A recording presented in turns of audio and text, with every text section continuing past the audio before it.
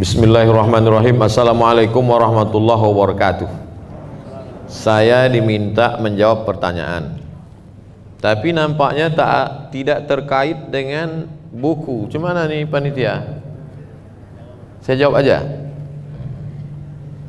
Kalau suami lebih mementingkan orang tuanya daripada kebutuhan rumah tangganya, sedangkan penghasilannya tak cukup untuk memenuhi kebutuhannya, apa yang harus dilakukan? Ini pasti yang ngirim nih istrinya.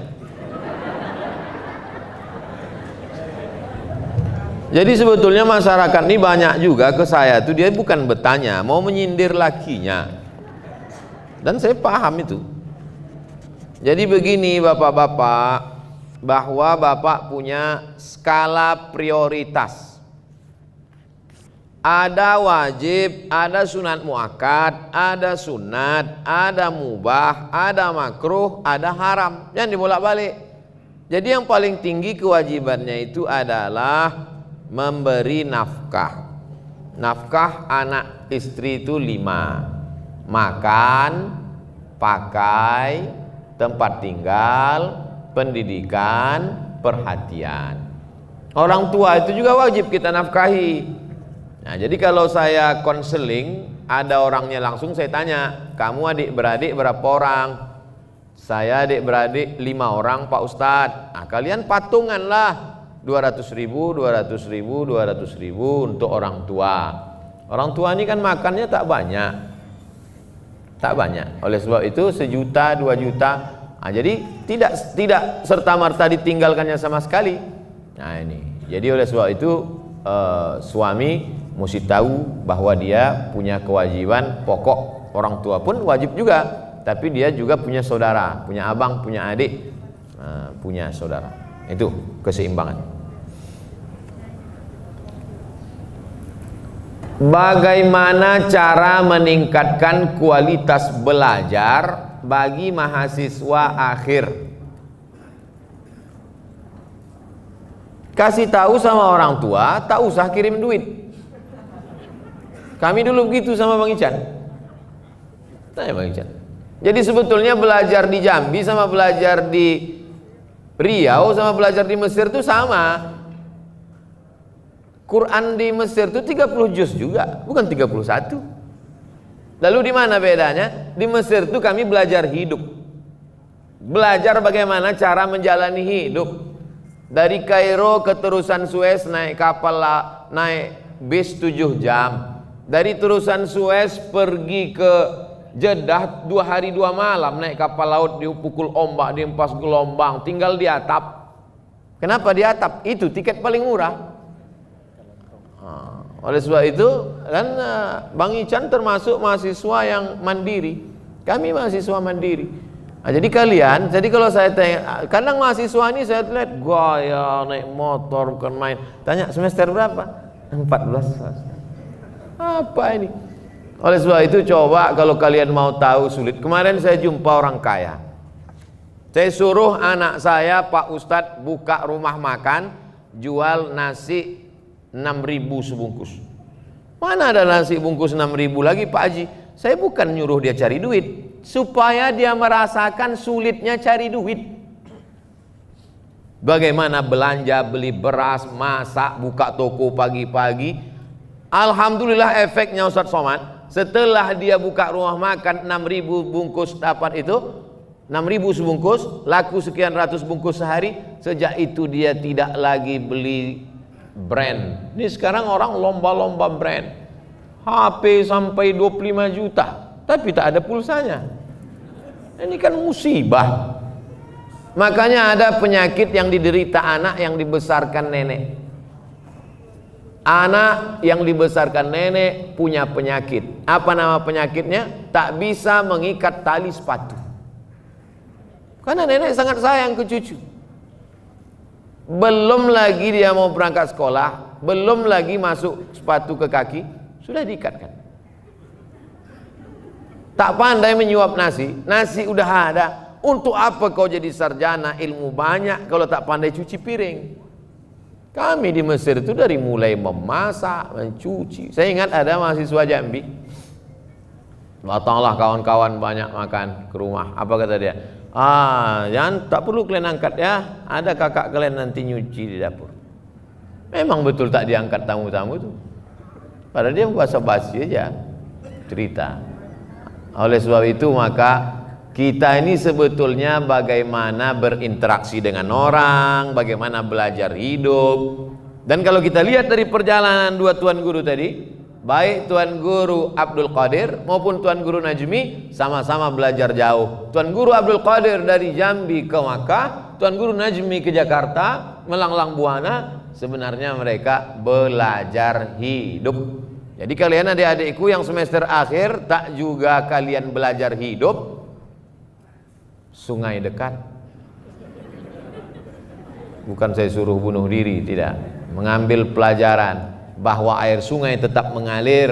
Kalau kalian DO, kalian akan terbuang menjadi sampah kalau tidak pandai-pandai hidup. Bukan saya katakan yang tak berhasil di kampus tak berhasil juga di tengah masyarakat. Saya tidak mau menjudge, memponis. Tapi paling tidak orang tua ini kalau belum sanggup membahagiakan mereka, jangan susahkan mereka. Saya S1 tak pernah minta duit seperak. 4 tahun saya di Mesir tak pernah. Bukan berarti orang tua saya susah, enggak. Tidak kaya kali, cuman sebatang dua batang sawit ada. Habis itu saya ke Maroko S2, beasiswa juga. Habis itu S3 ke Sudan. Waktu itu ada program 5.000 doktor. 3 kali saya ajukan permohonan, tak dapat. Tak apa salah saya. Tapi akhirnya doktor juga. 24 Desember 2019 saya sidang doktor.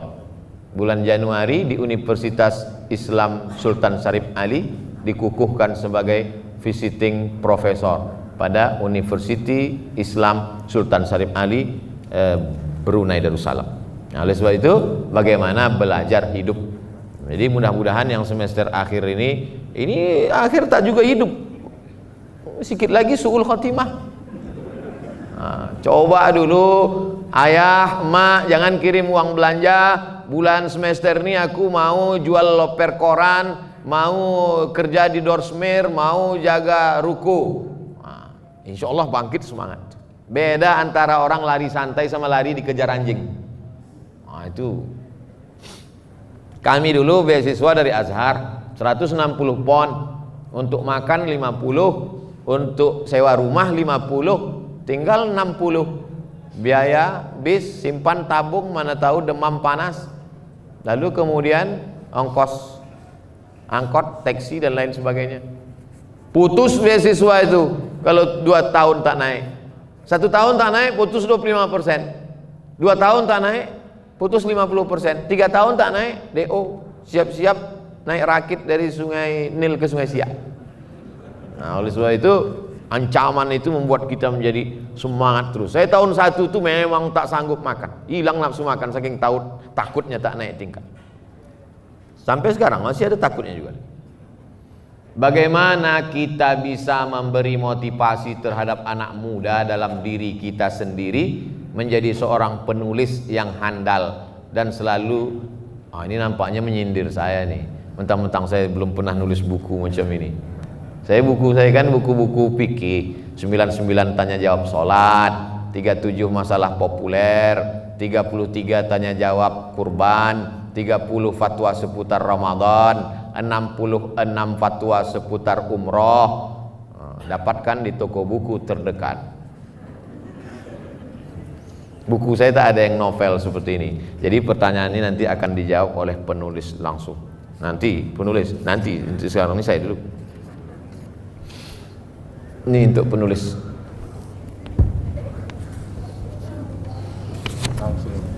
Menolong diri kita dalam politik, ekonomi dan agama di masa yang penuh keraguan ini. Bagaimana Pak Ustadz? Ini bahasanya bahasa-bahasa puitis nih. Menolong diri kita dalam politik. Pilihlah orang yang memperjuangkan agama dengan kekuasaannya. Nggak ada yang baik Pak Ustadz. Terus pilihannya berapa? 2. Antara apa? Antara setan sama iblis. Pilih setan.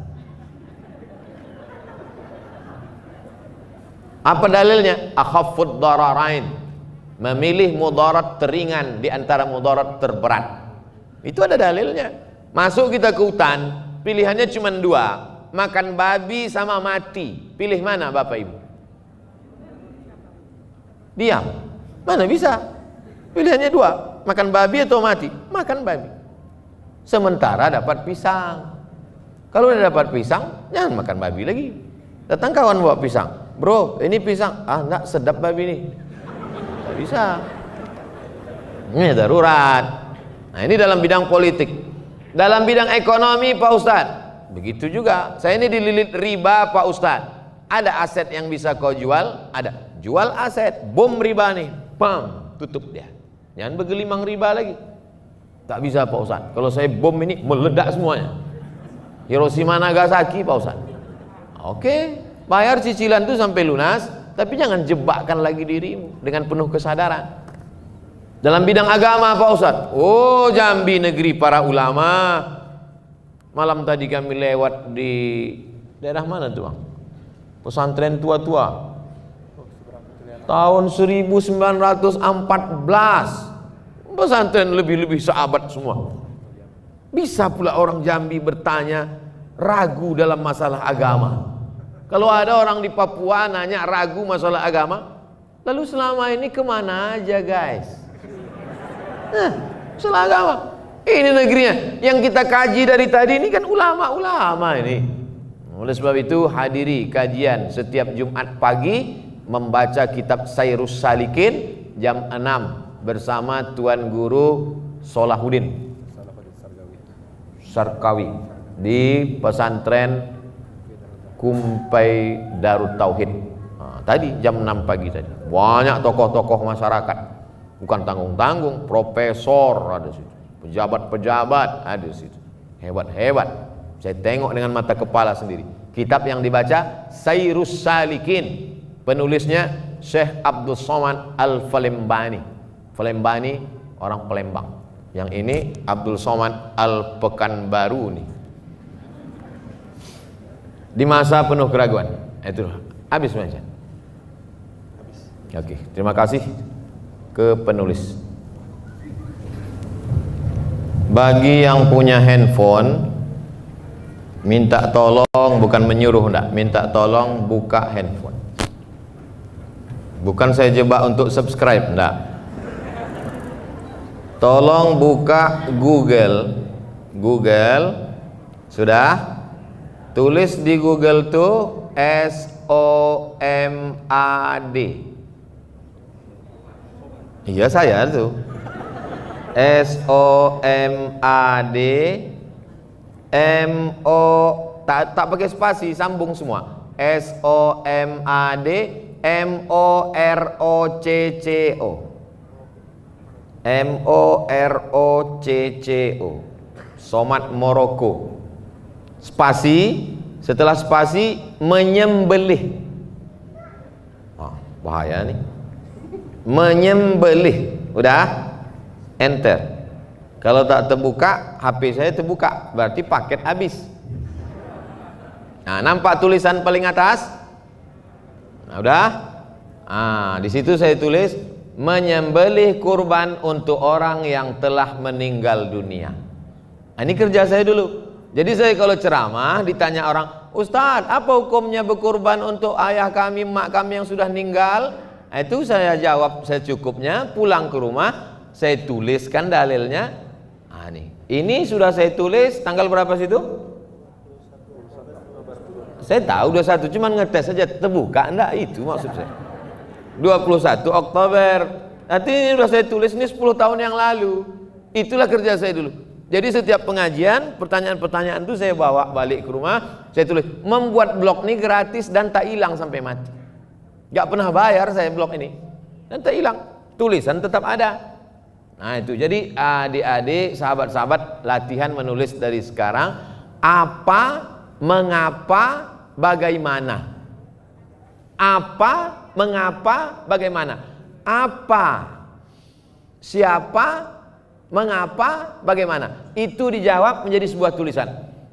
Siapa Syekh Abdul Qadir Al-Jambi? Mengapa dia menjadi orang besar? Bagaimana prosesnya?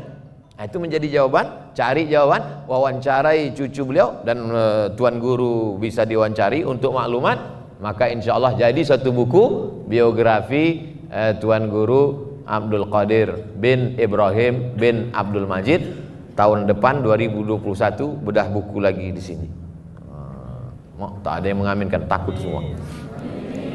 Nah, jadi saya menulis begitu cara saya menulis. Sekarang sampai sekarang saya tetap menulis sesuatu, menulis di Instagram, di WhatsApp, yang penting-penting, yang tak penting enggak. Demikian jurus singkat yang dapat saya sampaikan.